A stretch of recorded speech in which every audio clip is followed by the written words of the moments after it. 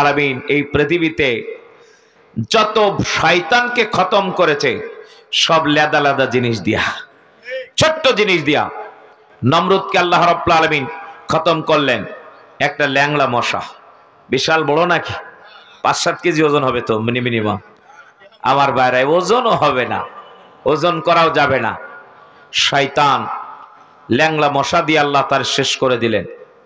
আল্লাহ রাব্বুল আলামিন এই পৃথিবীতে রসুলের সবচেয়ে প্রধান দুশমন আবু জেহেল, দুইটা ছোট্ট বাচ্চা রসুলের কাছ থেকে অনুমতি নিয়ে, ওই আলোচনার দিকে যাব না। যখন যুদ্ধের ময়দানে গেল আব্দুর রহমান রাদিয়াল্লাহু তাআলা আনহু মুহাজিরে মাক্কি, উনি অতিষ্ঠ হয়ে গেলেন। রসুল দুইটা বাচ্চারে আসার জন্য অনুমতি দিল, অথচ একটা ক্রিটিক্যাল যুদ্ধ যেখানে আমাদের হাতিয়ার নাই, ঘোড়া নাই, উট নাই, খাবার নাই, আমাদের অস্ত্র নাই, সেখানে ছোট্ট দুইটা বাচ্চাকে আল্লাহর নবী কেন অনুমতি দিলেন? আমার ভাইরা, আল্লাহ পাক রসুলকে যেটা দেখায় আপনাকে আমাকে তো সেটা দেখাবে না, দেখাবে নাকি? না। এই দুইটা বাচ্চা যখন আসলো, তাদের হাতেই আবু জেহেলকে আল্লাহ রাব্বুল আলামিন জাহান্নামে পাঠিয়ে দিয়েছেন, ঠিক না? লোকজন নাই, খুবই কম, 313 জন মাত্র। নবীজির কাছে এসে সাহাবীরা বাইনা ধরলেন, ইয়া রাসূলুল্লাহ, অস্ত্রবাদী তো কিছু নাই, গোলাও নাই, আপাতত এমন কিছু দিন খালি হাতে আর বক্সিন মেরে কটার নাক ফাটাবো। এদের কাছে তো সব অস্ত্র, কি ঠিক কিনা বলেন? আপনি দেখেন জুলাই আন্দোলন আর বদরের যুদ্ধ সেম। আপনি দেখেন তাকিয়ে, এই যে ছাত্র জনতা, এদের কাছে কোনো অস্ত্র নাই, কোনো স্টেন গান নাই, কোনো AK-47 নাই, গ্রেনেড নাই, কোনো পিস্তল নাই, কোনো টুটুবার নাই, কোনো অস্ত্র নাই, শুধুমাত্র অস্ত্র আছে ইটের গোটা আর বুক ভরা ঈমান, ঠিক না?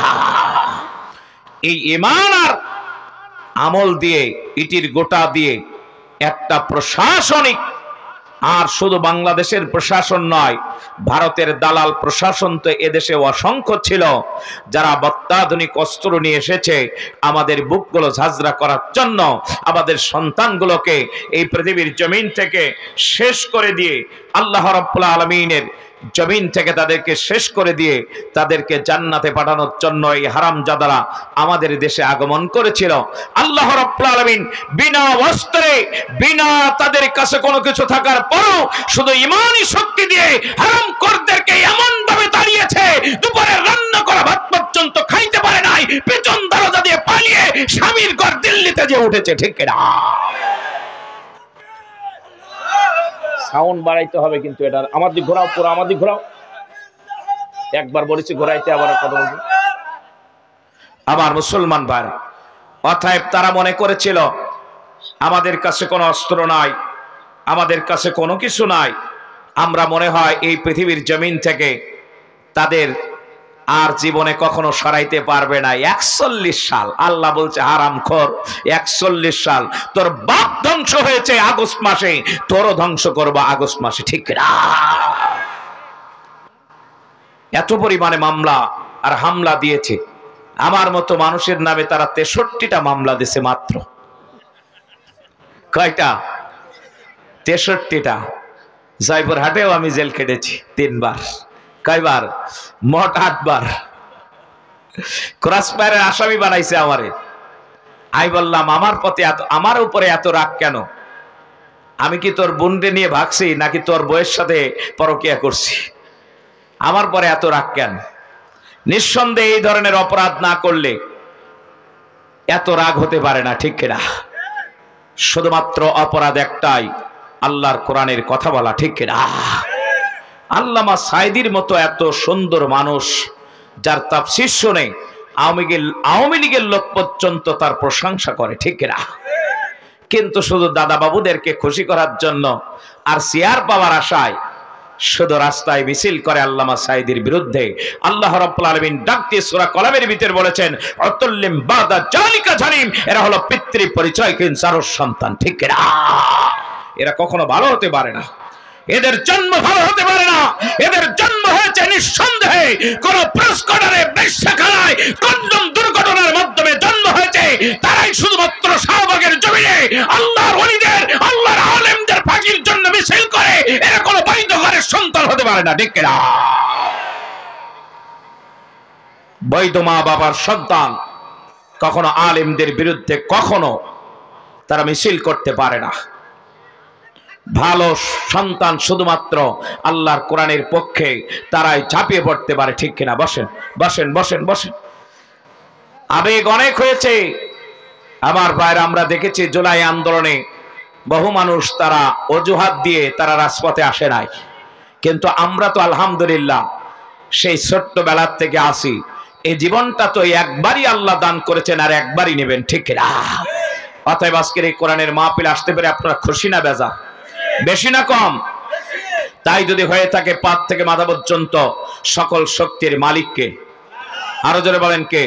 সে আল্লাহকে খুশি করার জন্য পৃথিবীর কোনো মানুষকে নয়, নেতা নেত্রীকে নয়, একমাত্র গোটা পৃথিবীর একচ্ছত্র মালিক, আপনার আমার জীবনের মালিক, মরণের মালিক আল্লাহ রাব্বুল আলামিনকে খুশি করার জন্য হৃদয়ের সবটুকু ভালোবাসা উজাড় করে পাত থেকে মাথা পর্যন্ত সমস্ত শক্তি কণ্ঠে এনে আত সিংহের মতো গর্জন করে আল্লাহ রাব্বুল আলামিনের শুকরিয়া আদায় করি। কারো জবান যেন বন্ধ না থাকে, সকলে আওয়াজ দিয়ে বলুন আলহামদুলিল্লাহ। শুকরিয়া আদায় করলে খুশি হন কে? আরো জোরে বলেন কে? কথা আমার না আল্লাহর। যদি শুকরিয়া আদায় করা হয় নিয়ামত বাড়িয়ে দেবেন কে?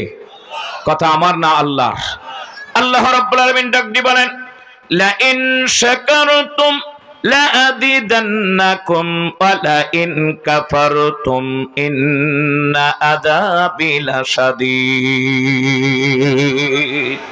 আল্লাহ পাক বলেছেন, বান্দা বান্দি যদি আমার নিয়ামতের শুকরিয়া আদায় করে, আমি আল্লাহ ওয়াদা করলাম তাদেরকে নিয়ামত বাড়িয়ে দেব, নিয়ামত দান করব।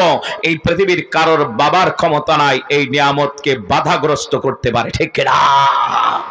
আমরা 17টা বছর নির্যাতিত হয়েছি, নির্যাতনের স্টিম রোলার আমাদের শরীরের উপর দিয়ে চলেছে। আল্লাহ শুকরিয়া আদায় করা থেকে আমরা এক চুল পরিমাণ দূরে সরে যাই নাই, ঠিক না? আমাদেরকে জেলখানায় নিয়েছে, শুকরিয়া আদায় করেছি কার? জামিন পেয়েছি, শুকরিয়া আদায় করেছি কার? ফাঁসির কাস্টে গিয়েছি, শুকরিয়া আদায় করেছি কার? আমাদেরকে আয়না ঘরে নিয়েছে, শুকরিয়া আদায় করেছি কার? আল্লাহ রাব্বুল আলামিনের।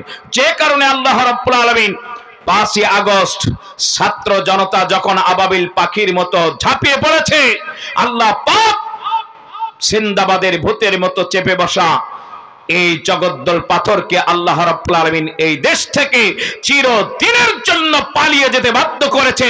যারা পালিয়ে যায় এদের একটাই মাত্র পরিচয়, এরা চোর আর ডাকাত ছাড়া ভালো মানুষ পালাতে পারে না, ঠিক না? যারা পালিয়ে যায় এরা চোর, এরা ডাকাত, এরা খুনি, এরা মানুষ হত্যাকারী, এরা ব্যাংক ডাকাতিকারী, ঠিক না? আমার মুসলমান ভাইরা, এক দরবেশ বাবা শুধুমাত্র 57,000 কোটি টাকা বাংলাদেশ থেকে টেনে নিয়েছে। কত হাজার কোটি? 57,000 কোটি টাকা এক দরবেশ যদি নিয়ে থাকে, তাহলে বাকিরা কি করেছে এবার চিন্তা করেন। এই দেশ থেকে সব নিয়ে তারা বিদেশে পাড়ি দিয়ে সেখানে অবৈধ নারীদেরকে নিয়ে তারা সেইখানে যারও সন্তান জন্ম দেওয়ার ফ্যাক্টরি তৈরি করে ফেলেছে, ঠিক না? আমার মুসলমান ভাইরা আবার বলছে আমরা টুস করে চলে আসব। আসেন না, আলহামদুলিল্লাহ আয়না ঘরের ভিতরে আমরা চিরুনিও সাজিয়ে রেখেছি আপনাদের জন্য। শুধু আসেন, আমরা তো চাইতেছি আসার জন্য, কারণ এদেশে একের পর এক বিচার শুরু হয়ে যাবে। এই বিচার থেকে আপনাদেরকে কেউ মাহরুম করতে পারবে না, ঠিক না? অতএব আগামীর পার্লামেন্ট হবে কোরআনের পার্লামেন্ট। আগামী দিন কোরআন দিয়ে পার্লামেন্ট থেকে শুরু করে রান্নাঘর পর্যন্ত চলবে। মানুষের গায়ে গাত্র দাহ উঠতে পারে, কিন্তু এদেশের জনগণ আর ভুল জায়গায় পা দিবে না, ঠিক না? আমার মুসলমান ভাইরা, এই জন্য সর্ব অবস্থায় শুকরিয়া আদায় করব কার? আরো জোরে বলেন কার? আর একবার বলি আলহামদুলিল্লাহ। দুরূদ ও সালাম বর্ষিত হোক বিশ্ব মানবতার মুক্তির দিশারি, সর্বকালের সর্বযুগের শ্রেষ্ঠ মহামানব, বিশ্বনন্দিত নেতা, আকাইদে নামদার তাজদারে মদিনা, হুজুরে আকরাম নূরে মুজাসসাম, মক্কার জ্যোতি মদিনার বাতি, আব্দুল্লাহ নয়নের টুকরা, মা আমিনার নয়নের পুতলি, জনাবে মুহাম্মদ রাসূলুল্লাহ, সকলে বলুন সাল্লাল্লাহু আলাইহি সাল্লামের উপরে মাগফিরাত কামনা করি। এই মহাগ্রন্থ আল কোরআন, এটা কি কোনো দলের? এটা কোনো ব্যক্তির না। কোরআনুল কারীমের যারা সম্মান করবে আল্লাহ তাদের আকাশচুম্বী সম্মান বাড়িয়ে দেয়, ঠিক কিনা? আর যারা বলবে কোরআনের সাথে কোনো রাজনীতি নাই, তাদের সাথে আমাদেরও কোনো প্রীত চলতে পারে না, আমাদেরও কোনো সম্পর্ক নাই, ঠিক কিনা? যারা কোরআনকে আলাদা করতে চায় এরা এই দেশকে চুষে মুষে খাবার জন্য তাদের একটাই মাত্র উদ্দেশ্য হাসিল করতে চায়। কারণ কোরআন দিয়ে যারা দেশ পরিচালনা করে তারা আল্লাহ রাব্বুল আলামিনকে ভয় পায়। এই জনগণের খাবার তারা আগুন পেটের ভিতরে ভরতে পারে না, ঠিক না? আমার মুসলমান ভাইরা, অতএব এই কোরআনকে যারা প্রতিষ্ঠিত করতে যে রক্ত দিল, জীবন দিল, অর্থ দিল, শ্রম দিল, মেধা দিল, আল্লাহ রাব্বুল আলামিন তাদের এই ত্যাগ এবং কোরবানিকে কবুল মঞ্জুর করুক, বলুন আমিন। আরো জোরে বলুন আমিন। আমি আপনাদের সামনে সূরাতুল বাকারা 155 এবং 56 নম্বর আয়াতে কারিমা তেলাওয়াত করেছি। যেহেতু আমার আগে যে ভাই কথা বলেছেন উনি আয়াতে কারিমা তেলাওয়াত করেন নাই, যদিও অর্থটা বলেছেন। এই পৃথিবীতে আল্লাহ রাব্বুল আলামিন আপনাকে আমাকে পরীক্ষার জন্য পাঠিয়েছে, কি ঠিক কিনা বলেন? আপনার আমার জীবনটা হলো পরীক্ষা। আমি এই জন্য পরীক্ষার একটা আয়াত আপনাদের সামনে তেলাওয়াত করেছি। আপনি ঈমানদার না বেঈমান? আপনি আল্লাহর পক্ষে না শয়তানের পক্ষে? আপনি আল্লাহর নবীর উম্মত না শয়তানের উম্মত?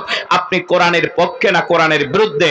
আমার আল্লাহ রাব্বুল আলামিন আপনাকে যাচাই করতে চায়, ঠিক না? ঈমান এনেছি এ কথা বললেই হবে না। আহসিবান নাসু ইয়াত্রাকু ইয়াকুলু আমান্না ওয়া হুম লা ইফতানুন। আমি ঈমান এনেছি এ কথা বললেই হবে না। তোমার সামনে টাকার বান্ডেল দেওয়া হবে, বিড়ির বান্ডেল দেওয়া হবে, তোমাকে অনেক কিছু সামনে এনে দেওয়া হবে। এরপরে বলা হবে তুমি একটা সিল মেরে দাও, ডান পাশে না বাম পাশে, এখন তুমি কোন জায়গায় সিলটা মেরে দিয়ে দিবা, এটা তোমাকে পরীক্ষা করার জন্য আল্লাহ রাব্বুল আলামিন তোমার সামনে অনেক কিছু এনে দিয়ে দেবে।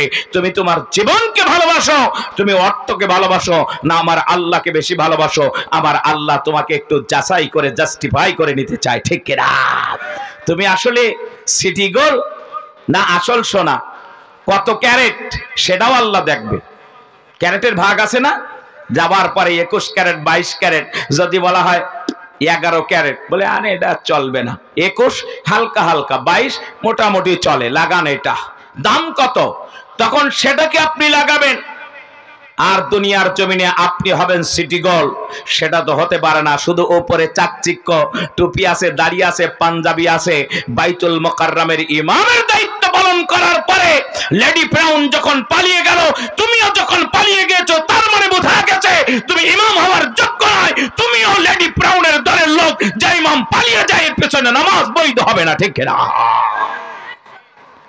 এই আক্কেলপুর এলাকা থেকে কোন ইমাম পালাইছে? পালাই নাই। তাহলে তুমি পালালে কেন? নিঃসন্দেহে তুমিও চোরের থলিদার, তুমিও ডাকাতের অংশীদার। তুমি কাফের বেঈমানকে কওমি জননে উপাধি দেওয়া মাল, যে কারণে তো তুমি এই কাজ করেছো। শুনে রেখে দিয়ে দাও, এদেশের জনগণ তোমার পিছনে নামাজ পড়বে না, ঠিক কিনা? তোমাকে পরীক্ষা করে ফেলেছে। যে লেডি ফিরাউন পালিয়ে গেল, সাথে সাথে তুমিও পালিয়ে গেলে, তার মানে বোঝা গেল তোমার ঈমান, তুমি আসলে পরিপূর্ণ ঈমানদার নয়। তুমি হলো আব্দুল্লাহ ইবনে উবাই ইবনে সুলুলের উত্তরসূরি। তুমি একটা পাক্কা মুনাফিক। মুনাফিক ছাড়া এরকম কাজ কেউ করতে পারে না, ঠিক না? আমার মুসলমান ভাইরা, এই জন্য আমার আল্লাহ রাব্বুল আলামিন ডাক দিয়ে বলেন, ওয়ালানাবলুওয়ান্নাকুম বিশাইইম মিনাল খাউফি ওয়াল জু'i ওয়া নাকসিম মিনাল আমওয়ালি ওয়াল আনফুসি ওয়াস সামারাত ওয়া বাশশিরিস সাবিরিন। আল্লাহ রাব্বুল আলামিন ডাক দিয়ে বলেন, এই পৃথিবীতে তুমি যদি ঈমানদার হও, তাহলে সর্বপ্রথম আমার আল্লাহ রাব্বুল আলামিন তোমাকে 4টা পরীক্ষা করবে। এই পরীক্ষায় যদি তুমি উত্তীর্ণ হতে পারো, আল্লাহ রাব্বুল আলামিন তোমার একের পরে এক পরীক্ষা করবে। আল্লাহর নবী বাইহাকী শরীফের হাদিসের ভিতরে বর্ণনা করেছেন, এই পৃথিবীতে যার ঈমান যেমন হবে তার পরীক্ষাটাও আমার আল্লাহ তেমন করে নেবে, ঠিক কিনা? একজন ডিসির পরীক্ষা টিওনের মতো হবে না। একজন টিওনের পরীক্ষা স্কুল শিক্ষকের মতো হবে না। একজন স্কুল শিক্ষকের পরীক্ষা একজন পিয়নের মতো হবে না। যে যে পর্যায়ের মানুষ হবে। এই জন্য আমার আল্লাহ রাব্বুল আলামিন জান্নাত 1টা 2টা করে নাই, আল্লাহ পাক 8টা জান্নাত আমাদের জন্য নির্ধারণ করেছে, ঠিক কিনা?